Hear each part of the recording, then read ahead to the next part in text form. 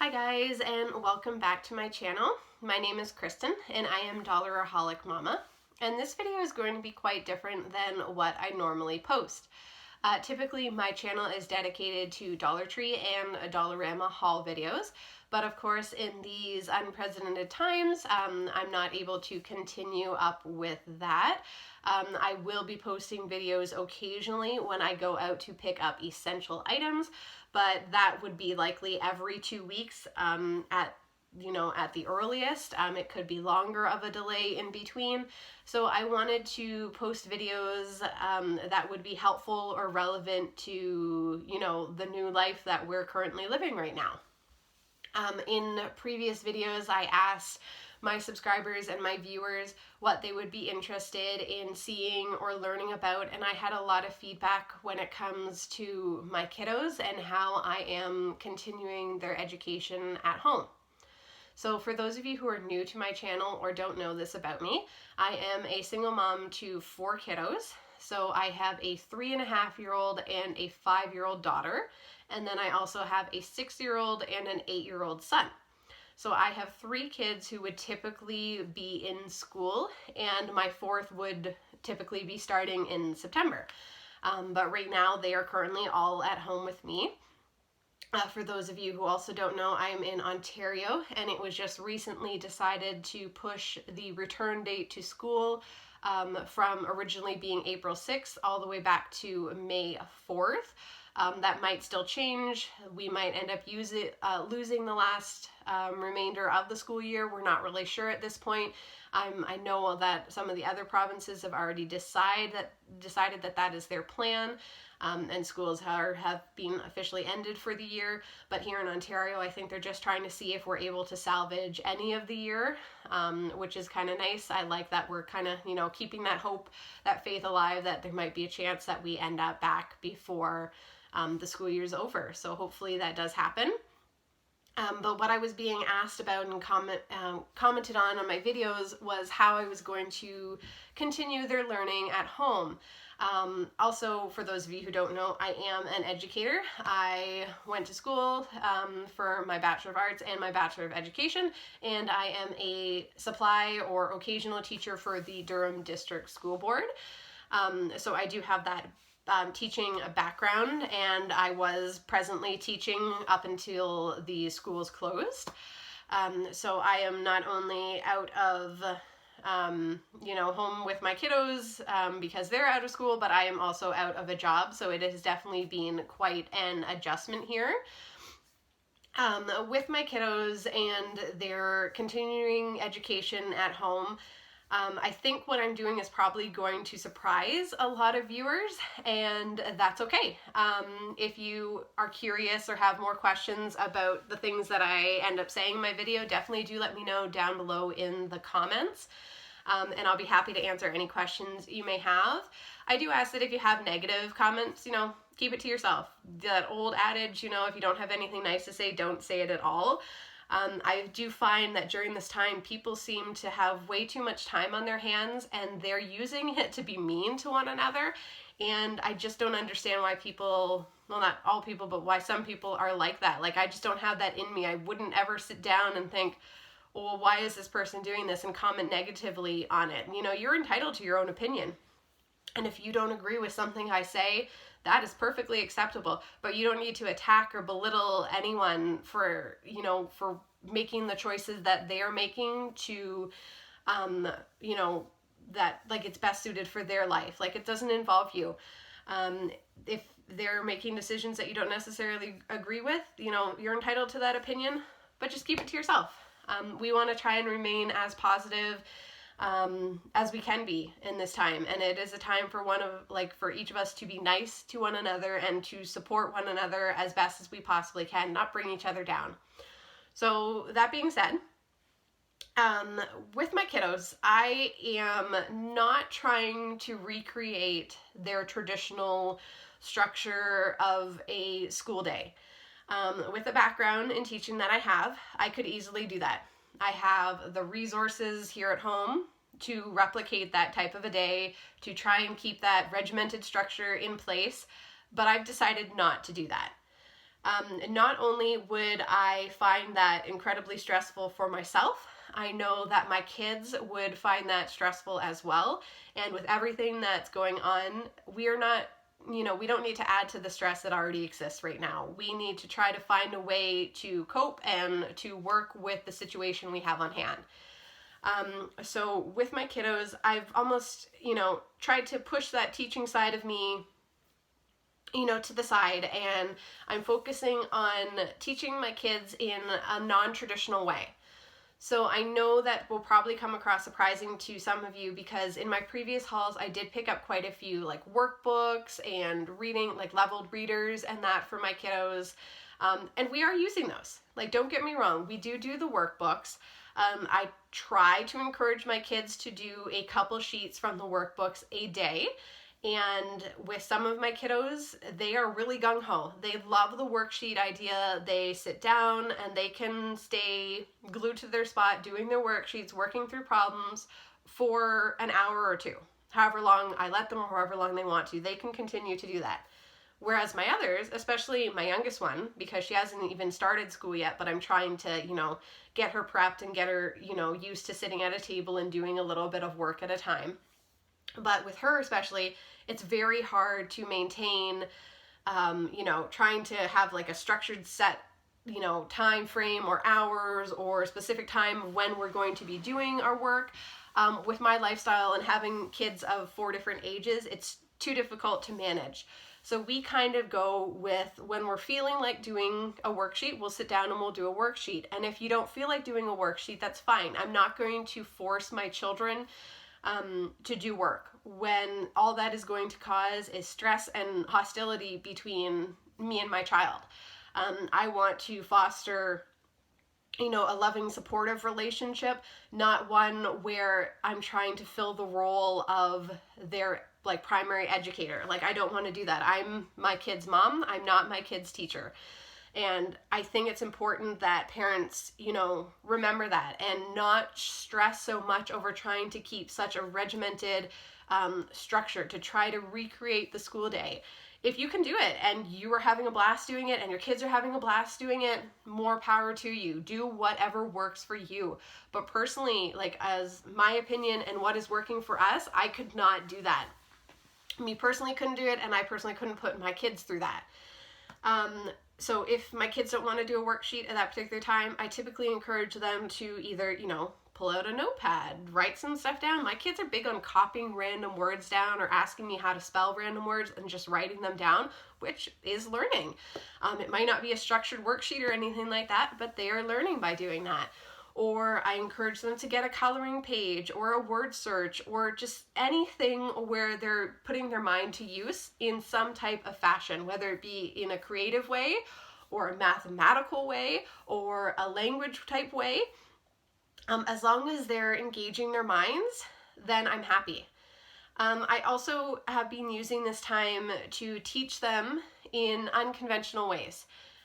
Maybe not unconventional, but non-traditional. So instead of trying to sit down with your kids and work through a math workbook or pull from one of the many resources that I'm sure your child's teacher or their school board have sent you, try and take a step back and think about a way that you could teach your child that specific topic without actually having to make it a structured learning situation. And so what I'm saying, like for math, you could bake with your child or cook with your child and teach them about how to measure things. If you're cooking and you're cutting something larger down into pieces, that's a perfect opportunity to teach your child about fractions, and it is in such a way that's going to be engaging for them. Every child learns in a different way, and it's important, especially now that we have our kids at home, that we try and give them multiple avenues and multiple ways of trying to learn and explore and figure out what works for them.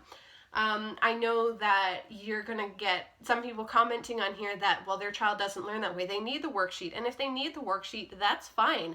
But even if you use this traditional way of introducing a topic to your child and then getting them to do a worksheet based off of it, you might find that they're a lot more engaged in doing the work after you do some sort of fun activity to introduce the idea to them. You can also do things around the house as far as measuring goes. Get your kids, if you have multiple kids, get them to measure each other using different things, with Lego pieces or even with their hands, and then compare how if another sibling measures them or if you measure them with your hands, how the number of hands changes and why that is, because the size changes. And just have discussions with your kids. Let them lead the way as far as it goes with furthering their learning at home. We're encouraged here still to go out for walks as long as we keep our distance from others. And that is a great opportunity for learning as well. You can talk about the birds you encounter along the way or the trees that you pass. Spring is here now, so you see the flowers that are starting to come up. Look at the flowers. If you don't know what they are, say, well, when we get home, we can look this up.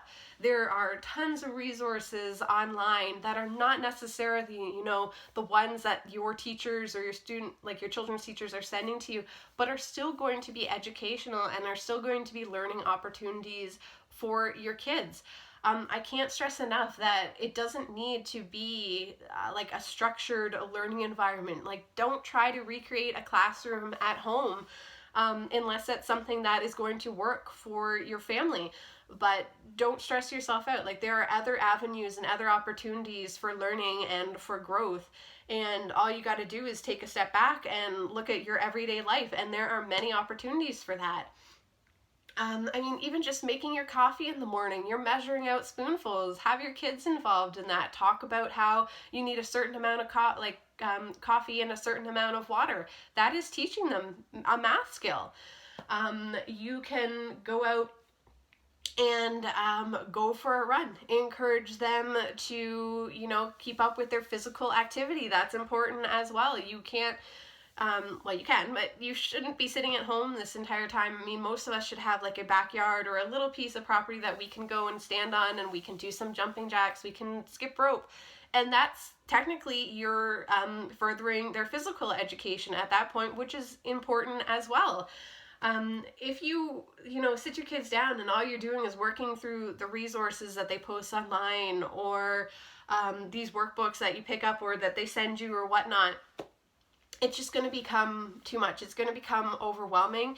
And at least as far as my experience goes, your kids will start checking out. And even though they're doing the worksheet, they're not actually going to be learning anything.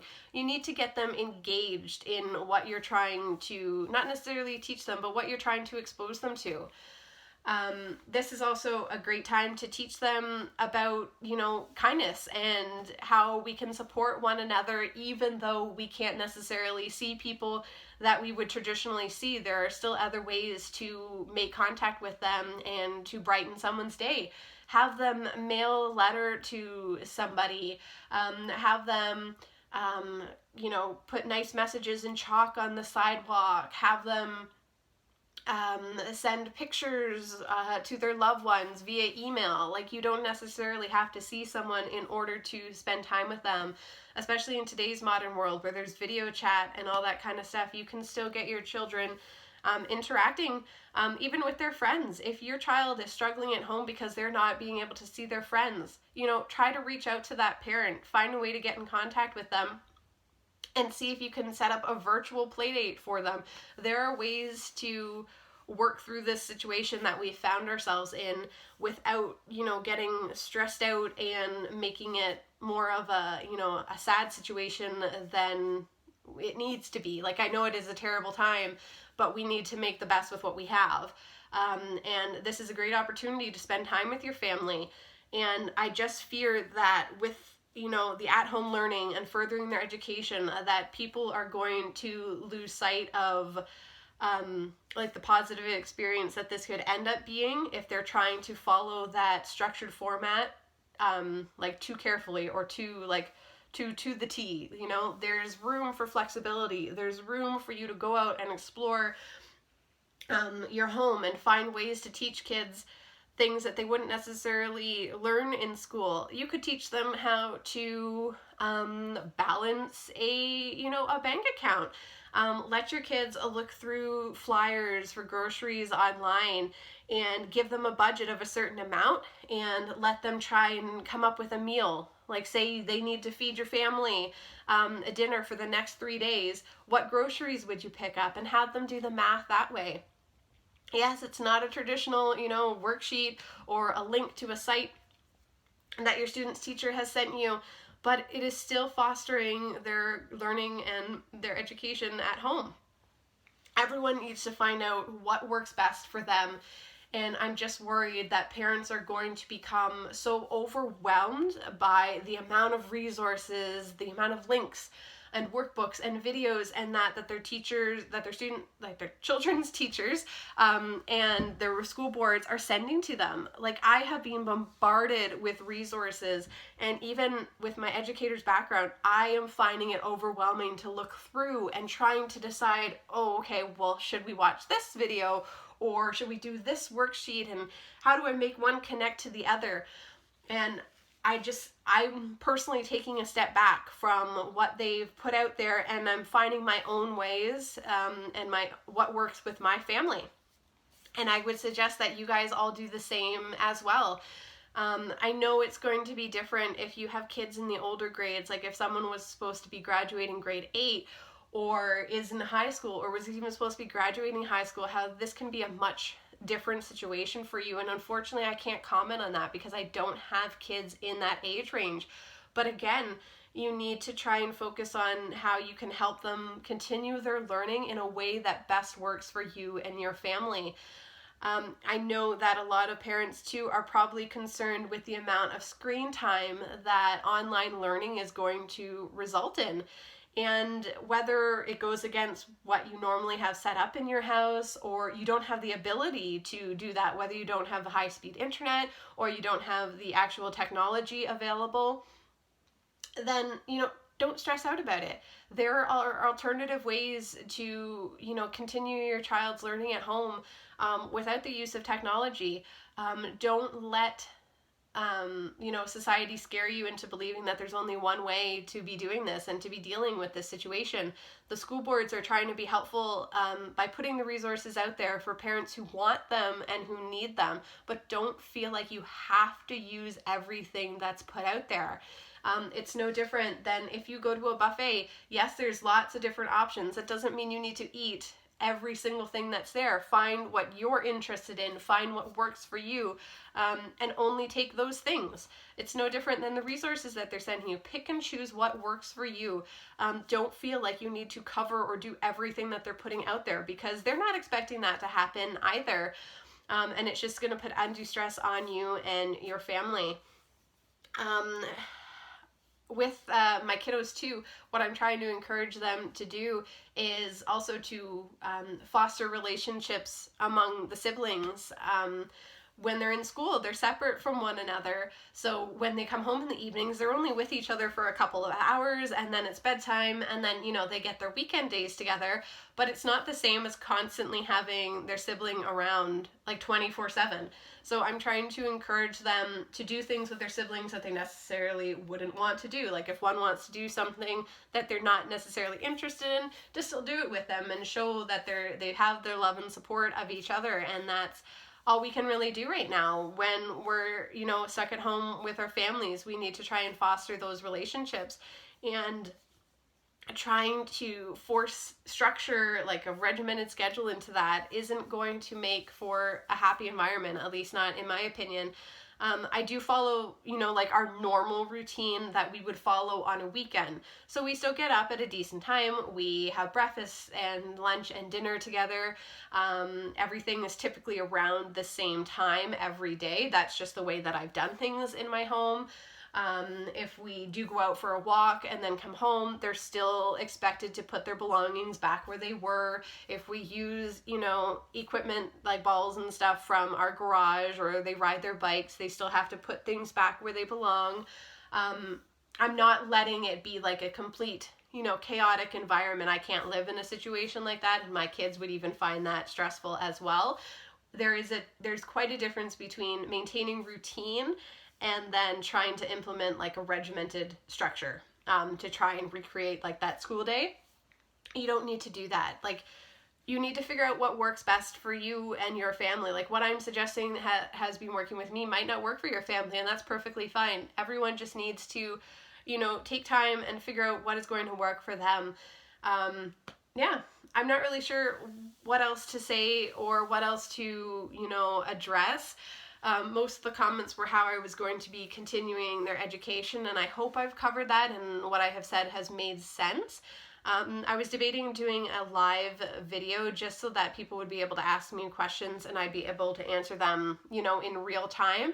But I wasn't really sure how to go about doing that because I hadn't done one before. So if you would like to leave me a comment or question down below, if you'd be interested in tuning in for a live and, what day and time kind of works for you, just so I'm not sitting on there talking to myself.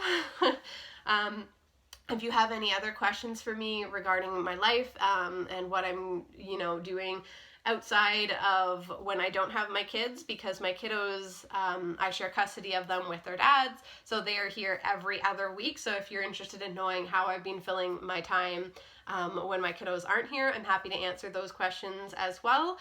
This is a great opportunity to get to know one another, and it's a great way for me to develop other content for my channel and for you guys that you are actually going to enjoy. Like I said, I am so happy to have built my channel as far as I have in such a short amount of time. It's amazing to me, the support and positive comments that you guys leave.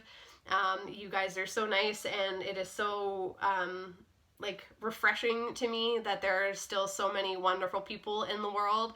And yeah, it's just great that we can, still be here for one another just in a different way, which is super important. So thank you so much for tuning in. If you do happen to be new to my channel, definitely do subscribe, and you can click that alert button so you're notified if I am posting any new videos.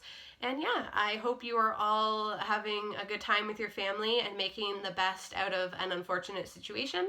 And I do hope that each and every one of you is staying safe. Take care, guys.